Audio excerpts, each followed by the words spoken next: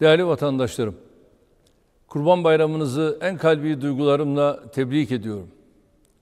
Bayramın ailelerimize, milletimize, İslam alemine ve tüm insanlığa hayırlar getirmesini, sıkıntılarımızı aşmamıza vesile olmasını diliyorum.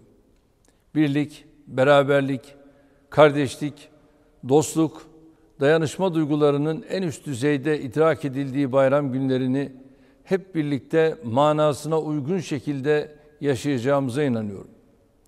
Büyüklerin ziyaret edildiği, küçüklerin sevindirildiği, ailelerin, dostların bir araya geldiği bayramları maneviyatına yaraşır bir şekilde idrak etmeye özel önem vermeliyiz. Terör örgütlerine de, onları maşa olarak kullanan karanlık odaklara da aziz milletimizin asla boyun eğmeyeceğini biliyoruz. Bizler demokrasimizle, ekonomimizle, dış politikamızla ülkemizi muasır medeniyetler seviyesinin üzerine çıkarana kadar yolumuza kararlılıkla devam edeceğiz. 2023 hedeflerimiz doğrultusunda ülkemizi dünyanın en büyük 10 ekonomisinden biri haline getirecek, milletimizi söz verdiğimiz refah ve huzur düzeyine ulaştıracağız. Yeter ki bir olalım, iri olalım, diri olalım, kardeş olalım, hep birlikte Türkiye olalım.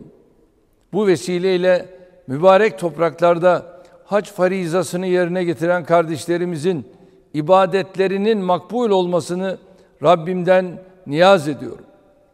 Arakan başta olmak üzere dünyanın neresinde olursa olsun zulüm gören tüm Müslümanlar, tüm mazlumlar için şu mübarek günlerde dualarımızı eksik etmeyelim.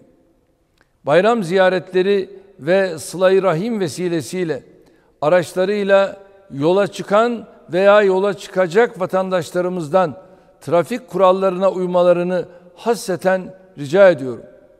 Zira trafik kazalarında kaybettiğimiz her bir can, sönen her bir ocak milletçe yüreğimizi dağlıyor. Unutmayalım ki yolda kaybedilen vaktin telafisi mümkündür.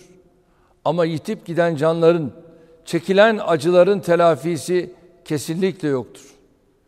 Bayramlarda büyükler başta olmak üzere yakınlarımızı, komşularımızı ziyaret etmeye, küçükleri sevindirmeye, dayanışmaya, hediyeleşmeye, birlik ve beraberliğimizi güçlendirmeye azami derecede özen gösterelim. Mübarek Kurban Bayramı'nın bütün gönüllerde, tüm hanelerde en iyi biçimde yaşanması temennisiyle bayramınızı en kalbi duygularımla tebrik ediyor. Sizlere, sevdiklerinize, bütün milletimize Allah'tan sağlık ve esenlikler diliyorum. Kalın sağlıcakla.